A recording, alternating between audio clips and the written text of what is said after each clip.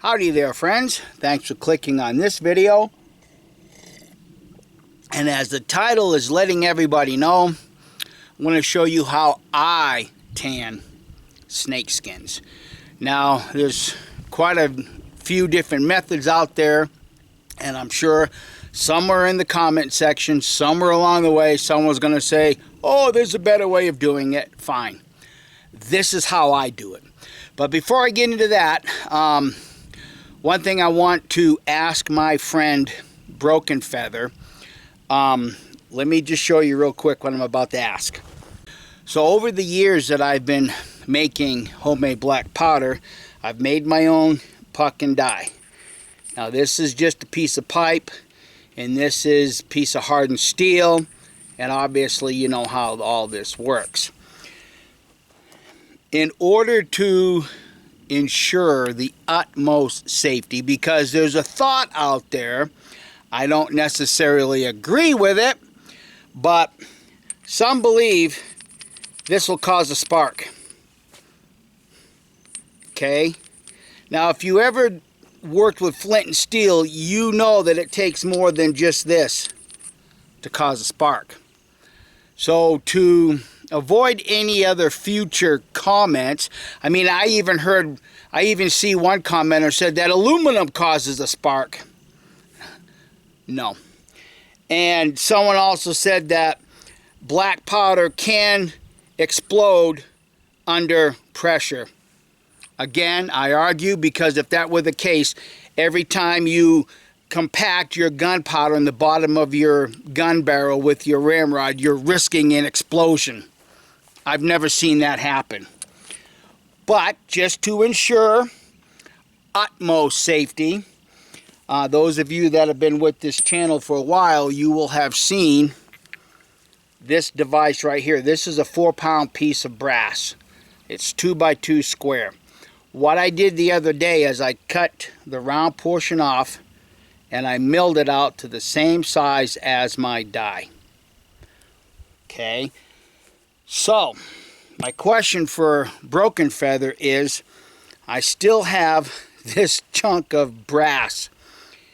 Leave a comment for me in the comment section and I will bring this to Cache La Plu. Now, I don't know if you have the means of milling this out. I didn't have any means. I just took drills and just kept stepping it up till I got about 1 inch, and then I just finished milding the rest of it with a file and got a precision fit. So if you think you can use this for, you know, your black powder making, I'll be happy to bring this along with me. Okay, now for my other friend Jonathan, hold on a second. You've been on my property and stayed here for several weeks at a time. Up by the gate where that T-post is that we put the chain over, that's where that rattlesnake was. And I have it in a bag right now. Yeah, I punctured a hole in it. And it's been soaking with glycerin and alcohol for a day.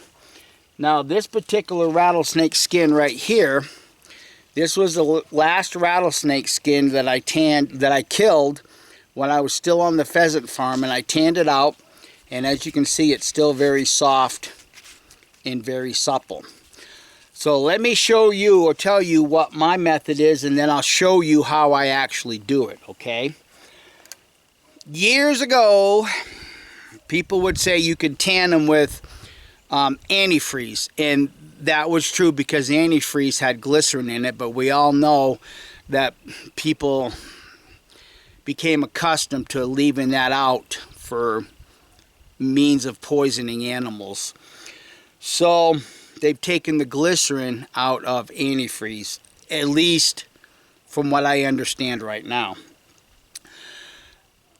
A lot of people would suggest going to the pharmacy and buying some glycerin, and that's quite expensive if you go that route. Years and years and years ago, my wife used to be a professional cake maker, cake decorator, and glycerin is added to the frosting to help keep the frosting soft. You don't have to go to the pharmacy to buy that glycerin. All you need to do is go to a reputable place that has a cake decorating section. And you can buy vegetable glycerin for almost nothing. It's that cheap. So this is what I've used. Okay, I don't know if you can see in between the paper wrap right there in the bottle. But that's how much I got left. I got about a half a bottle left. So that should tell you how many rattlesnakes I've actually tanned over the years with just this bottle of glycerin.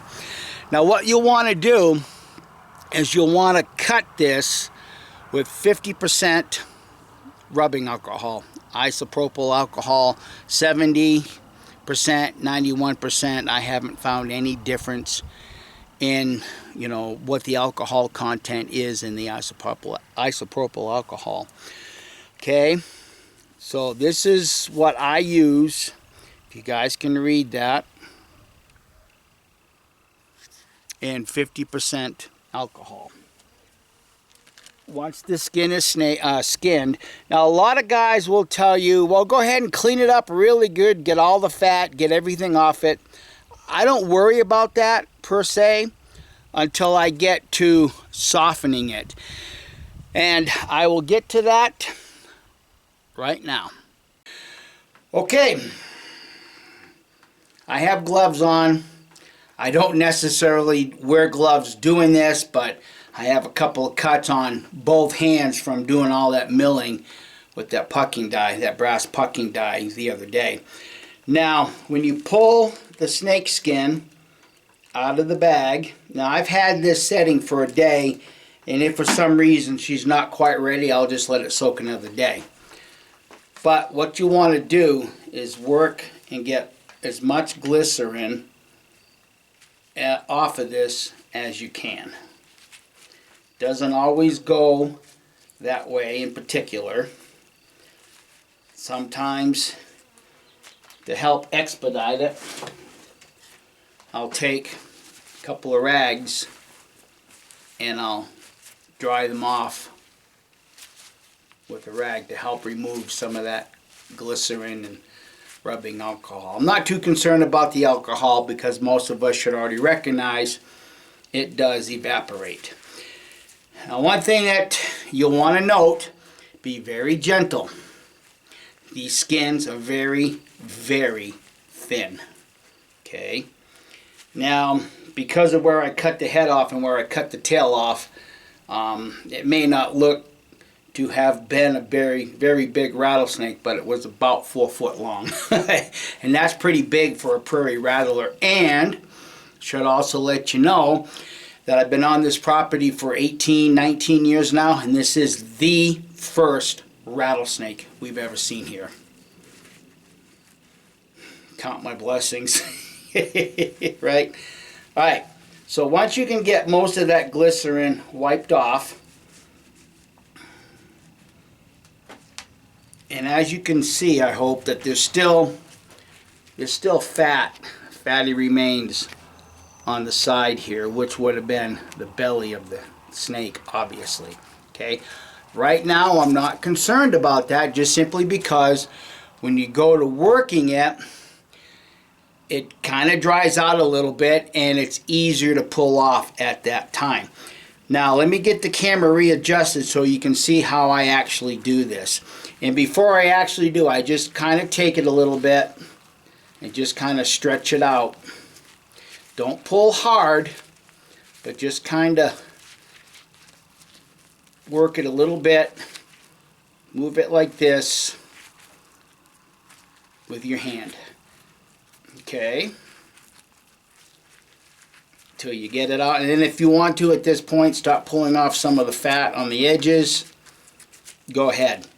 But let me get the camera repositioned and I'll show you how I go to actually drying this out further and help stretch it out. Okay, get yourself a round stick. Broom handle works real well. This is just a broken tomahawk handle. I use it for other purposes, but this will work for this demonstration. And make sure it's smooth. You don't want to have any sharp edges, because any sharp edges can and will grab the hide and tear it. At this point, I just start working it very gently over the round stick. And in this, stick, broom handle works good. I don't know if you guys can see it, and the camera can readily pick it up, but a lot of that fat on the edges is rolling right off. So that's why myself, I'm not overly concerned about any fat or anything left on the flesh side of the hide. And then I'll just work this back and forth for quite some time. You'll just be able to look at it yourself and then tell, when it's done. And the other thing that this does is you'll notice that the scales will start popping off also. But I don't know if you guys can see it readily or not, but see that fat is just falling right off now.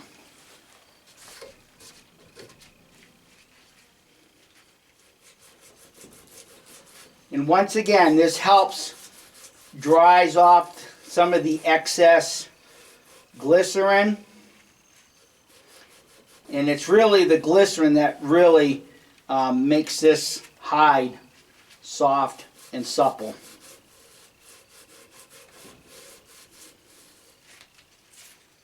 You can do both sides, but I will keep at this until this is completely dried out.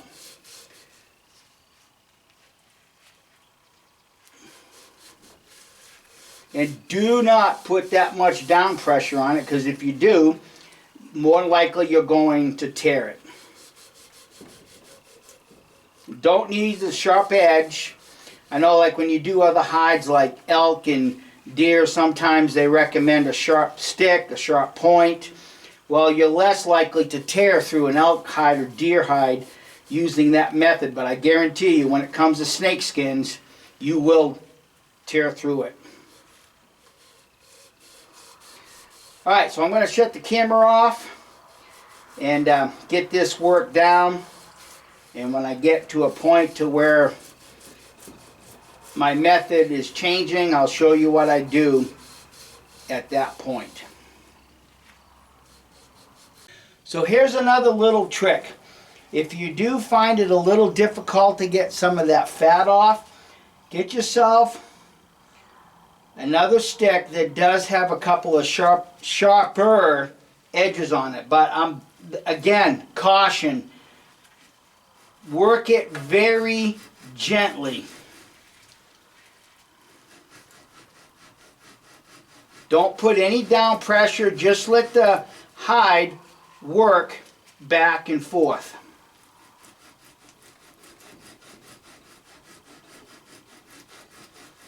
Again, I'm not putting any down pressure, I'm just working the hide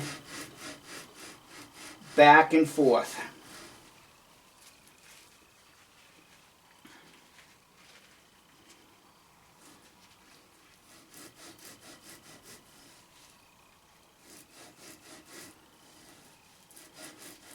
I don't know if the camera's really picking it up, but there's quite a bit of fat and stuff, flesh coming off on the sharper edges of the stick.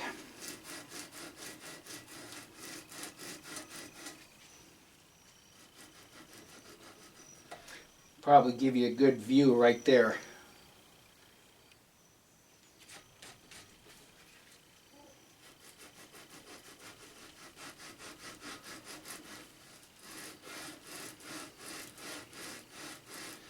And some of you may be curious as to how many rattles this snake had. Well, you'll have to wait to the end to see that.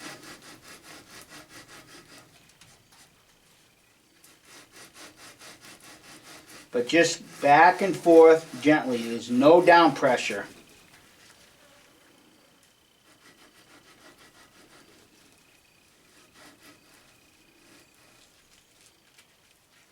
And if the camera can pick it up, you can see some of the scales are starting to pop off. Don't worry about that. that's what they do.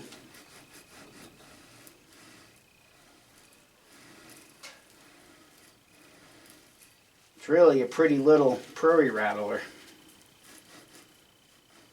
Now, generally speaking, I don't go out of my way to kill rattlesnakes or anything like that.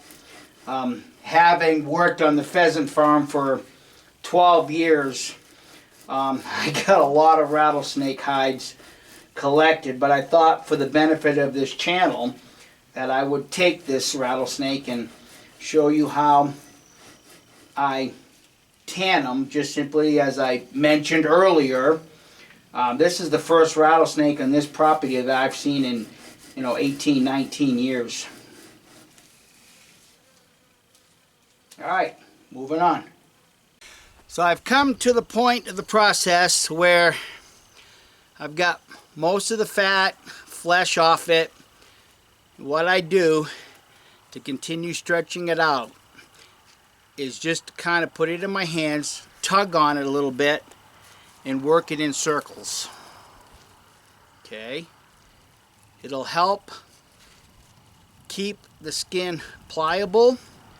And the other thing it does is it starts lifting some of the scales. Working it like this, and I'll show you in a minute or two how to get most of the scales off if you can't get them off this way. Okay, but that's all I do.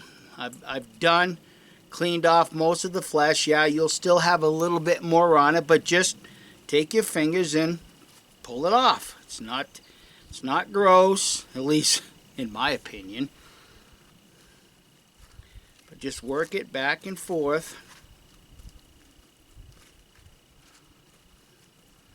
That glycerin that's made its way into the hide is just going to remain there. It does dry out, so one way that you can care for these and keep them soft and supple, especially if you're going to apply it, say like to leather, something like that, is every once in a while, you determine this for yourself depending on where you live, but every once in a while, just get some, I use olive oil and I just rub it down with olive oil, and that helps keep it soft, supple, shiny.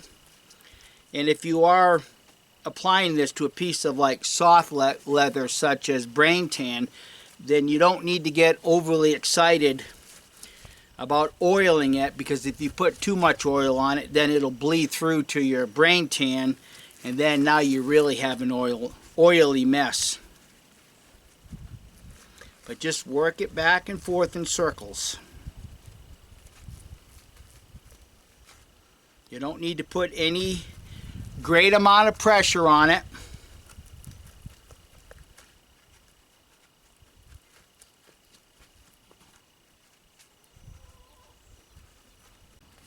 And for me, just kind of guessing, didn't take any more than an hour and a half, and I have a soft, supple rattlesnake skin.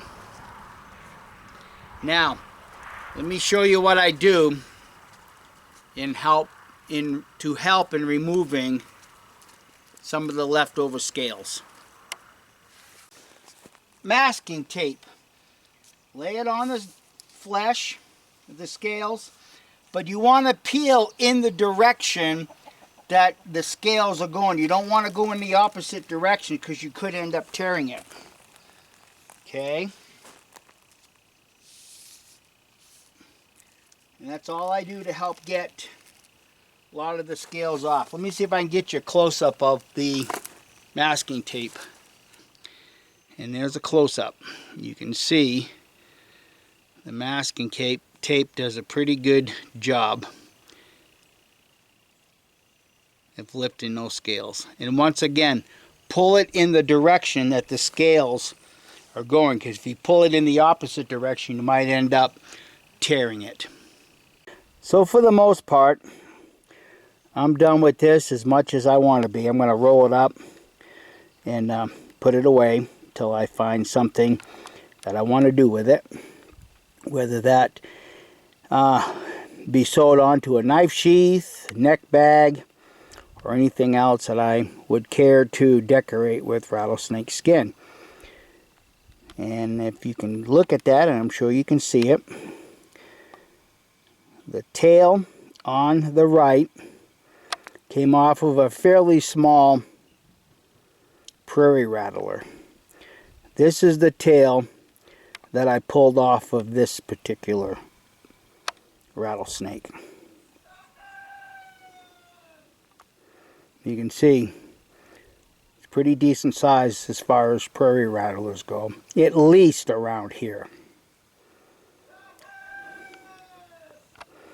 So thanks for watching, and keep your eyes and ears to the ground, because you just never know when you're going to run into a rattlesnake. Thanks for watching, and everybody have a great day. Bye.